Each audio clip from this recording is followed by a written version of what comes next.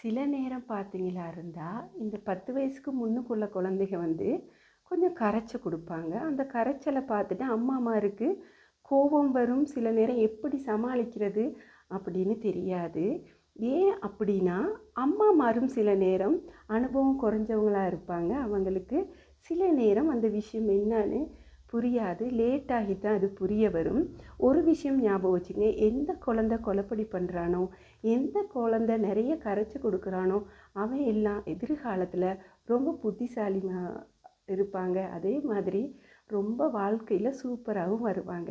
ஏன் அப்படின்னா, சில குழந்தைங்க பார்த்தீங்களா இருந்தால் அம்மாவுக்கு கரைச்சி கொடுத்துக்கிட்டே இருப்பாங்க. உதாரணமாக ஒரு விஷயம், ஒரு அம்மா சொல்கிறாங்க, என் குழந்தை ஒரு கதை சொல்லுவான், அதை நான் கேட்கலன்னு வைங்களே, ஓகே, அவன் திருப்பி திருப்பி அந்த கதையை சொல்ல ஸ்டார்ட் பண்ணிடுவான். வேலை செஞ்சுக்கிட்டு இருப்பேன், அப்பையும் அவன் என்ன செய்வான் தெரியுமா, அந்த வேலைக்கு இடையில வந்து அம்மா கதையை கேளு அப்படின்னு எங்கே விட்டானோ அதுலேருந்து தொடங்க மாட்டான். திருப்பியும் ஃபஸ்ட்லேருந்து ஸ்டார்ட் பண்ணி அந்த கதையை சொல்லிக்கிட்டு இருப்பான்.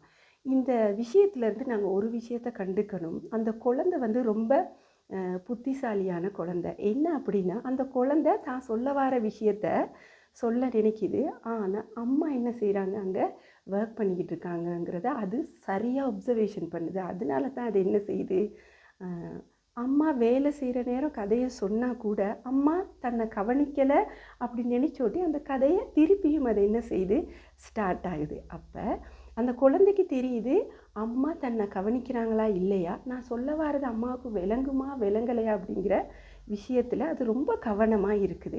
அப்போ அந்த குழந்தை எப்படிப்பட்ட குழந்தை, சூப்பரான குழந்தை தானே.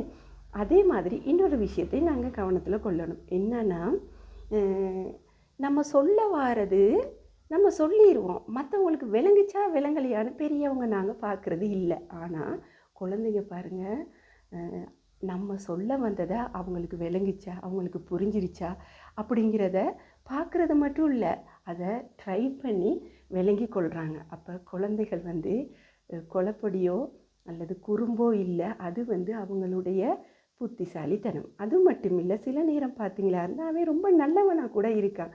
ஏன்னா தன்னையும் புரிஞ்சுக்கிறான், தன் அம்மா வேலை செஞ்சுக்கிட்டு இருக்கா, அதுக்கு மத்தியில் தான் அந்த கதையை கேட்குறா.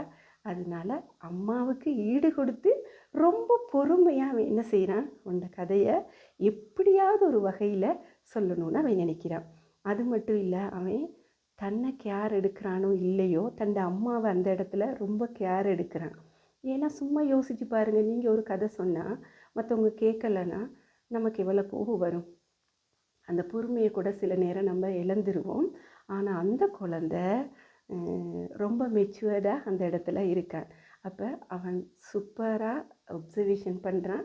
அதே மாதிரி சூப்பராக தண்ட கருத்துக்களை அழகான வழிமுறை மூலமாகவும் அவன் சொல்ல வாரான். இப்படி இருக்கிற அந்த குழந்தைய நம்ம எப்படி சொல்ல இயலும், அவன் கொலைப்படிக்காரன் குறும்புக்காரன் அப்படின்ட்டுன்னு. அப்போ எல்லா குழந்தைகளும் கொலைப்படியும் குறும்பும் இருக்கும். அதை நாங்கள் புரிஞ்சுக்கிறதுக்கு எங்களுக்கு டைம் வேணும், இல்லைன்னா அது சம்பந்தமான ஒரு அனுபவம் வேணும். அனுபவம் இல்லாட்டியும் டைம் நமக்கு இல்லாட்டியும் நம்ம உடனே சொல்லிடுவோம், அந்த குழந்தைகள் தான் கொலைப்படிக்காரவங்கன்னு. உங்கள் மனசை போட்டு நீங்கள் குழப்ப தேவையில்ல. கொலைப்படி பண்ணுற குழந்தைகள் எல்லாமே சூப்பரான பவர் உள்ளவங்க. அவங்க லைஃப்பில் ரொம்ப நல்லா வருவாங்க.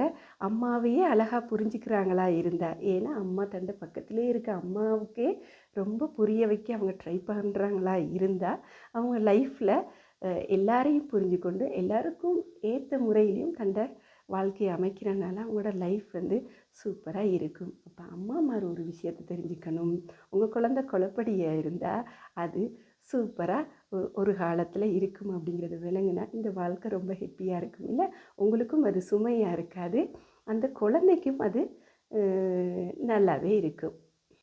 மொத்தத்தில் அந்த குழந்தை ரொம்ப சூப்பரான ஒரு ஆளாக இருக்கான். எதையுமே அப்சர்வேஷன் பண்ணுறான், நல்ல ஒரு ஆசானாக இருக்கிறான், தான் சொல்ல வர கருத்தை மிக தெளிவாக சொல்கிறான், சரியாக சொல்கிறான். அதே மாதிரி மற்றவங்களையும் அண்டர்ஸ்டாண்ட் பண்ணுறான். அப்படி இருக்கும் ஒரு குழந்தை வந்து எப்படிப்பட்ட குழந்தை, கொலைப்படிக்கார குழந்தையா? இல்லவே இல்லை.